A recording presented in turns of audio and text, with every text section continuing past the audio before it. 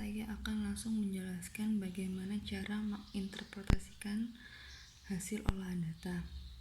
Hasil olahan data yang ada di data analisis, setelah kalian melakukan analisis, yang keluar akan ada kolom koefisien, di mana dari kolom koefisien yang ini, di sebelah sini, kalian bisa menuliskan rumusnya dari persamaan data tersebut. Bagaimana cara menuliskan rumusnya? Langsung diambil dari sini, kolom koefisien. Jadi konstantanya berapa? 38,157 dikurangi 6,745. Jadi tandanya mengikuti nilai dari koefisiennya. Kalau ini negatif, ya sini negatif. Kalau sini positif, berarti sini juga positif. Berarti mengikuti saja. Tinggal 38,157 min 6,745 X1, karena harga ini adalah X1, plus 3,211 X2 atau pendapatan, plus E. Jadi seperti ini penulisannya.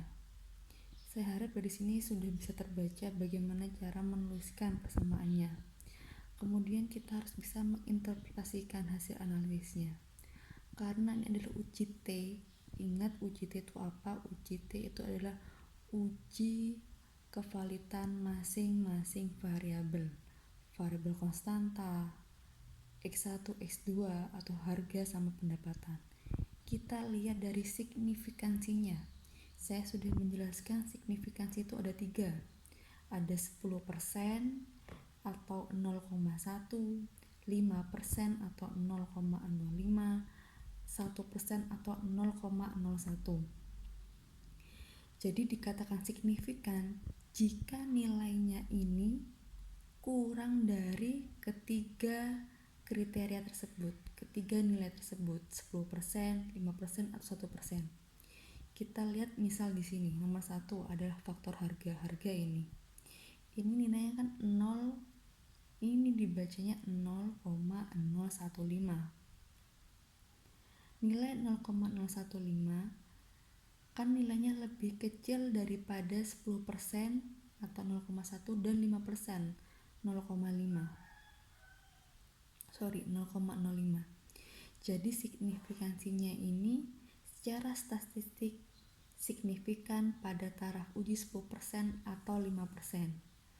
Untuk berapa persen ujinya, kalian tidak harus terpengaruh sama 10%, bisa ambil 10%, bisa ambil 5%, karena dua-duanya masuk dalam kriteria signifikansinya.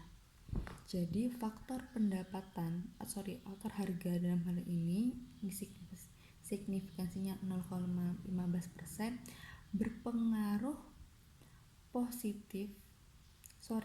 negatif, karena harga yang berpengaruh negatif, dan signifikan secara statistik pada taraf uji 10%. Karena nilainya ini lebih kecil daripada 10%. Kita lihat di sini, ini maksudnya 10%-nya. Dibandingkan dengan taraf uji alfa 10%, 5%, 1%. Kalau nilainya lebih kecil daripada ketiga ini, atau kita jadikan acuan 10% saja, berarti sudah signifikan.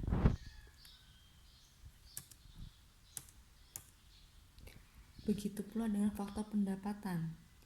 Berarti faktor pendapatan berpengaruh positif karena nilainya ini nggak ada nilai negatifnya, menjadi positif, dan signifikan secara statistik pada taraf uji 10%.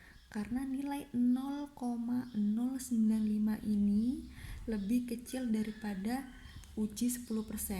Ini lebih kecil daripada ini kan nilainya.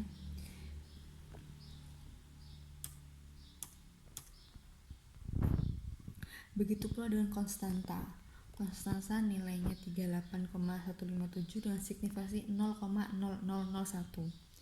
Berarti konstanta atau intercept berpengaruh positif karena dia nggak negatif dan secara statistik sangat signifikan pada taraf kepercayaan 99%. Berarti artinya apa sih 10%, 15%, sama 1% ini mendatakan errornya berapa. Error tuh mungkin faktor-faktor lain yang mempengaruhi pendapatan sama harga itu hanya sebesar kurang dari 10%, 5%. Jadi lebih dari 90%,